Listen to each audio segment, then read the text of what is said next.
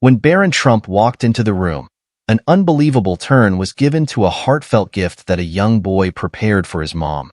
Ethan was a 9-year-old boy who noticed things that others were missing. He understood the weight his mother was carrying. She was working as a nurse in Madison, Wisconsin, for many hours. She came home each day with tired eyes, but there was a smile reserved only for him.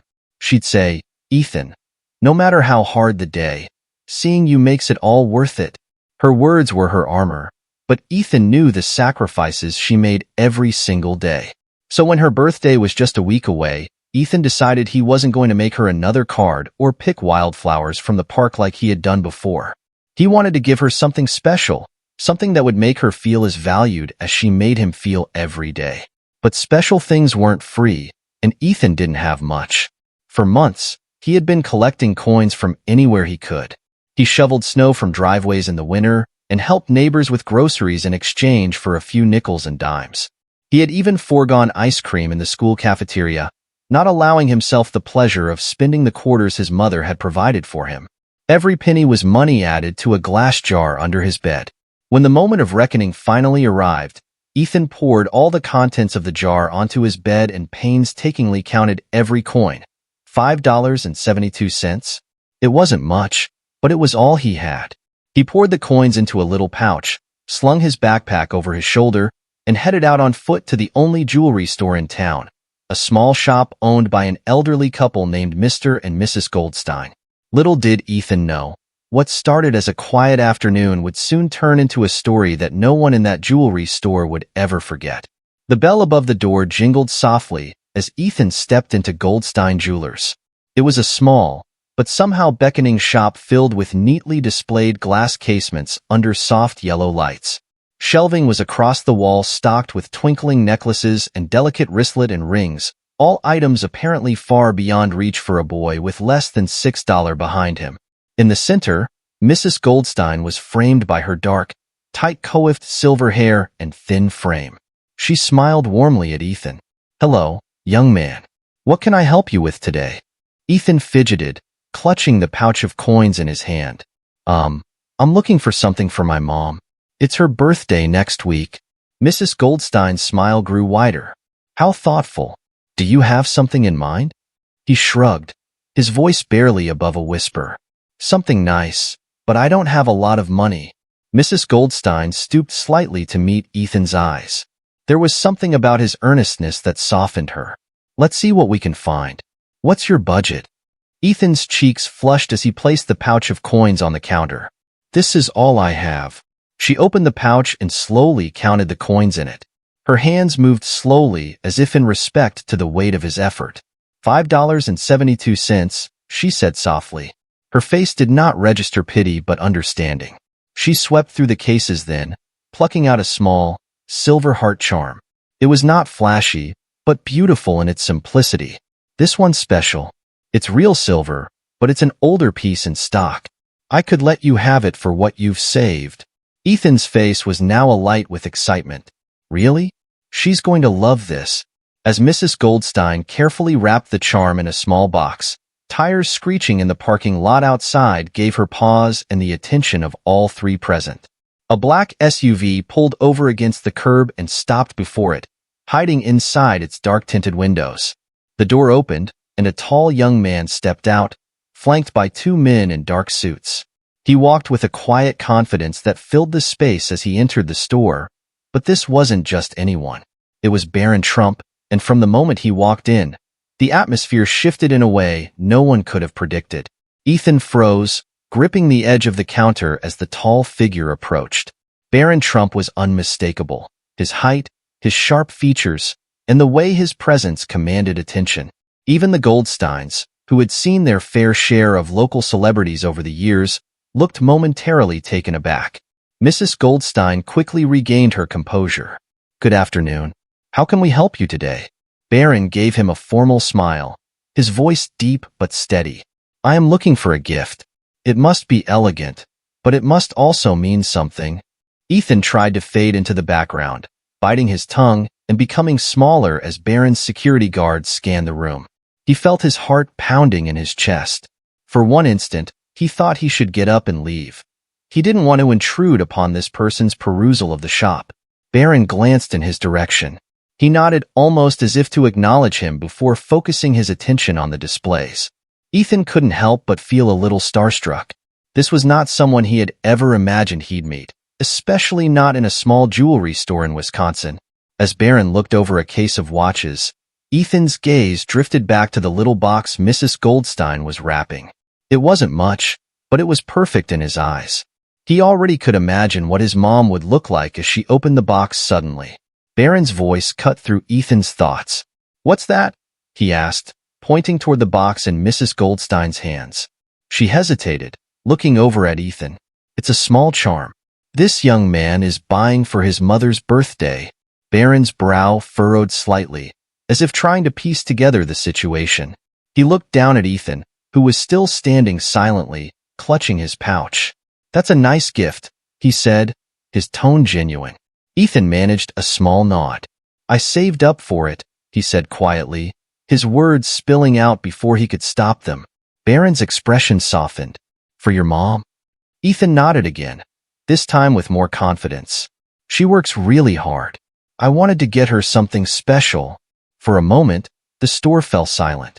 Even the security detail seemed to relax slightly, their stern expressions easing as they listened. But what Barron did next took everyone by complete surprise, leaving Ethan, the Goldsteins, and even the guards completely speechless.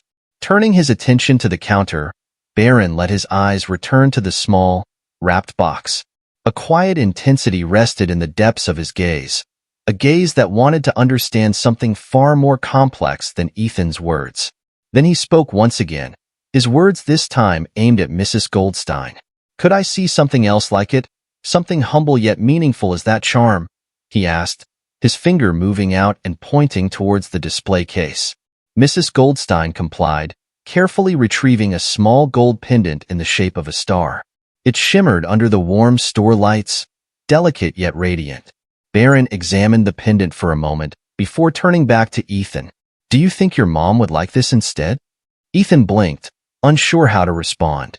"It's lovely, but I don't have enough money for that." Barron smiled faintly, placing the pendant on the counter. "Don't worry about the price. Consider it my gift to you and your mom." Ethan's eyes opened wide, with disbelief washing across his face. "Are you serious?" "Absolutely," replied Barron. "What you're doing for your mom, saving, working hard, wanting to make her happy, that's something special. Not everyone would go to those lengths." The room felt charged with emotion as Barron pulled out his wallet and handed his credit card to Mrs. Goldstein. She hesitated for a moment, glancing between Ethan and Barron before ringing up the purchase. Ethan's voice trembled. "Why would you do that? You don't even know me." Barron crouched slightly, meeting Ethan at eye level. "Because sometimes, when we have the chance to make someone else's life a little better, we should. Your mom sounds like an incredible person, and she deserves to know how much she means to you. And so do you." Ethan stared at him, tears welling up in his eyes. "Thanks," he whispered. Barron smiled once more, this time with a glimmer of warmth filling the room. "Of course. Just make sure you give her the biggest hug when you give it to her, okay?" Mrs. Goldstein gave Ethan the box holding the gold pendant, now beautifully wrapped in a bow. He held the thing as if it were the most precious thing that existed. But the moment wasn't over yet. What Barron said next left everyone in the store reflecting on the true meaning of kindness and generosity. The air in the jewelry store felt heavier somehow, not with tension but with emotion. Mrs. Goldstein, who had seen countless interactions over her decades of running the shop, looked visibly moved. "That was truly beautiful," she said softly, her voice trembling just a little. Ethan turned to Barron, small hands still holding the beautifully wrapped box. Ethan struggled to voice his words, but his eyes were wide with emotion and his trembling lips said it all. One of Barron's security guards cleared his throat, remaining stoic until that moment. "You know, sir," he said with a rare smile, "not many people would take the time to do something like that." Barron glanced at him, his expression calm but thoughtful. "Kindness doesn't cost much," he said. "It's something anyone can give, no matter where they're from or what they have." Mrs. Goldstein chimed in, her hands resting on the counter. I think we forget sometimes how much a small gesture can mean. You may just have given Ethan a moment he'll never forget and a memory his mom will cherish forever. Ethan looked up, his voice breaking in his words. She always tells me to be kind to people because it makes the world better. I didn't think I'd ever see someone else do it like this. Barron smiled again, but there was a hint of sadness in his expression. Your mom's right. The world needs more people like her and you.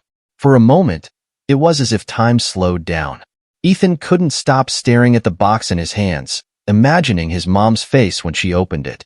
The thought brought a wave of emotion he could barely contain as Barron stood to leave. He placed a hand briefly on Ethan's shoulder. Take care of her, he said gently. Ethan nodded, tears spilling over. Now I will. The Goldsteins, still quietly watching, exchanged a glance. Thank you, young man, Mr. Goldstein said as Barron turned to the door. You've reminded us all of what's important. As the door jingled behind Barron and his entourage, Ethan looked up at Mrs. Goldstein. Can I come back one day and have more money? Is it all right? Mrs. Goldstein's eyes softened. Ethan, you're always welcome here, and the next time you're here, next you'll have to tell us how much your mom loves her gift. However, as Ethan walked out of the store that day with that precious gift to his chest, he had no idea of the impact this one moment was going to cause in his life and the lives of those who were part of this moment. Ethan walked home with a bit more bounce in his step, the small box tucked safely in his pocket. The afternoon sunlight seemed warmer, brighter, as though the world had adjusted just a little. His head was whirling with anticipation the moment he imagined his mom opening her gift. When he opened their small apartment door, his mom sat folding laundry on the couch. She looked up and smiled, lighting up her face in a way that made all of Ethan's hard work worth it. Hey, kiddo, she said, brushing a strand of hair from her face. How was your day? Ethan grinned, trying to keep the surprise hidden. Good, you'll see why next week. His mom chuckled, shaking her head. You're always up to something, aren't you? Ethan secretly kept the gift in his room for the following days, and Knight checked the box carefully to ensure it was still inside.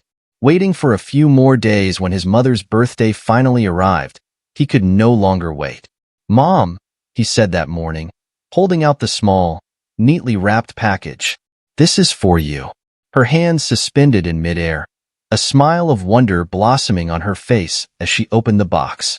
The gold star pendant glistened under the light and tears sprang to her eyes. Ethan, it's beautiful, she whispered. Ethan beamed with pride. I wanted you to have something special. You're the best mom ever. She wrapped her arms around him tightly, and now her tears streamed down freely. You didn't have to do this. Having you is the best gift I could ever ask for. But even as Ethan basked in the warmth of the moment, his thoughts drifted back to the jewelry store and the kindness of a stranger who had made it all possible. In the weeks that followed, Ethan told anyone who would listen about what happened that day. His story spread. Neighbors, teachers, even his mom's coworkers couldn't stop raving about how generous the then-famous Barron Trump could be. Yet it was nothing like that to Barron. This wasn't done to gain recognition. It was something to remind him throughout his life, that is, until he learns a lesson Ethan took with him all his life. The price of kindness had no price. It was not about money or status. It was about seeing someone in need and choosing to make a difference, no matter how small. As the years went by, Ethan grew up to live by that lesson. Whether it was helping a friend, supporting his mom, or offering a kind word to a stranger, he made it his mission to pass on the compassion he had been shown that day. And isn't that the kind of world we all want to live in? A world where small acts of kindness create ripples that grow into waves of change. So, if there's one thing to take away from this story, it's this. Never underestimate the power of a single moment, a single action to change someone's life. And maybe that single deed will make them want to share it. And if this story has reached your heart, please subscribe and share it with a person who may need to remember the beauty of kindness a little more.